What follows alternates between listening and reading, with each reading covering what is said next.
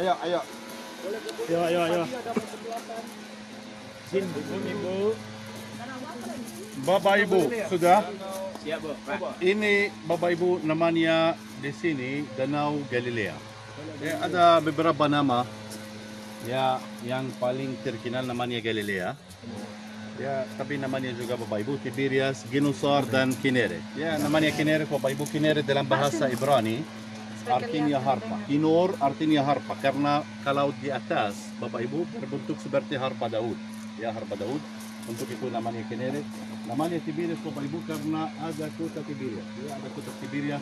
Ini kota yang terbesar di sini Bapak Ibu. Namanya kota Tiberias dan ini salah satunya kota suci bagi orang Yahudi.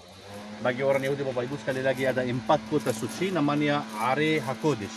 Dalam bahasa Ibrani namanya Are HaKodesh. Are artinya kota-kota, HaKodesh suci. Kota-kota suci. Yang paling suci Bapak Ibu namanya Jerusalem bagi orang Yahudi. Yang kedua ada yang tahu apa? Hebron. Ya, kenapa Hebron Bapak Ibu? Karena di sana Bapak Abraham beli tanah dan tanah itu adalah tanah pertama yang dibeli oleh orang Yahudi di tanah suci. Dia dimakamkan di sana.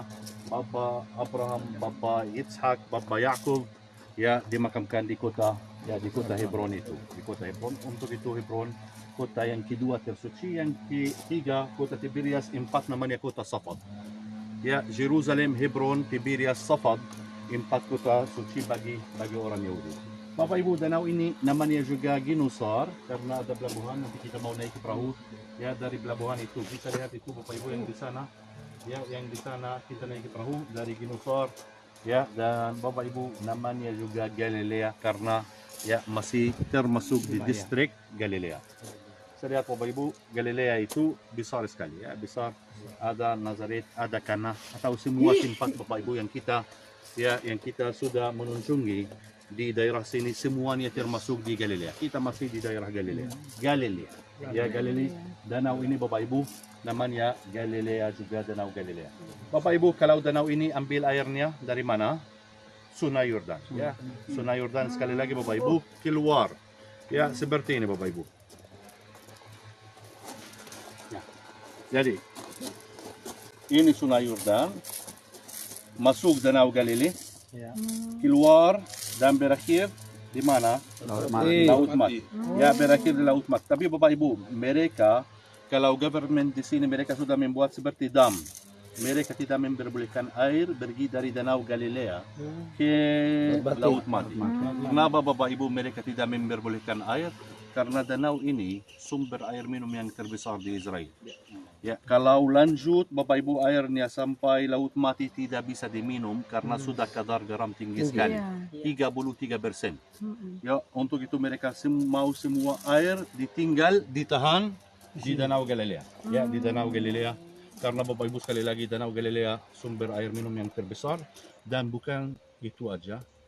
Ya, Bapak Ibu Israel ada agreement sama Yordania harus dikasih air di Yordania setiap tahun karena Yordania tidak ada air. Tidak ada sumber air, harus dikasih mereka air itu di agreement ya, di agreement yang ada di antara dua negara itu Israel dan Yordania. Juga harus dikasih Palestina juga air karena tidak ada air di Palestina juga. Ya, untuk itu Bapak Ibu, danau ini adalah danau yang sangat penting bagi pemerintah Israel dan sangat penting bagi kita karena Bapak Ibu Tuhan Yesus datang ke sini, tinggal di Kapernaum, ya 2 kilometer aja dari sini, tinggal di Kapernaum.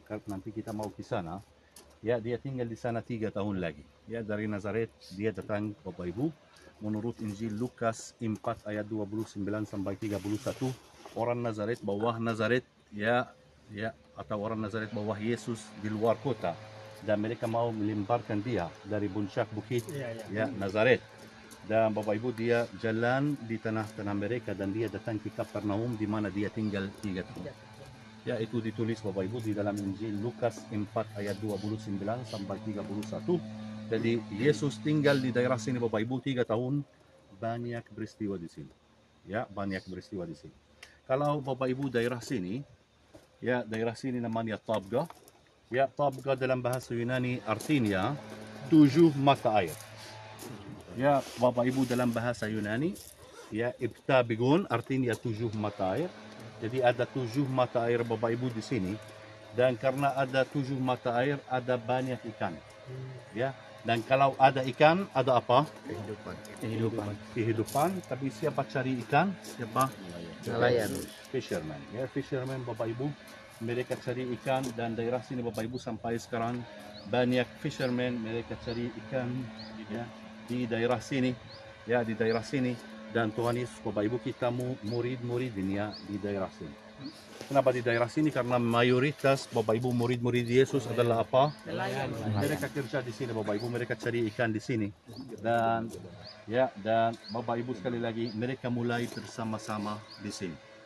Kenapa hal itu Bapak Ibu sangat penting?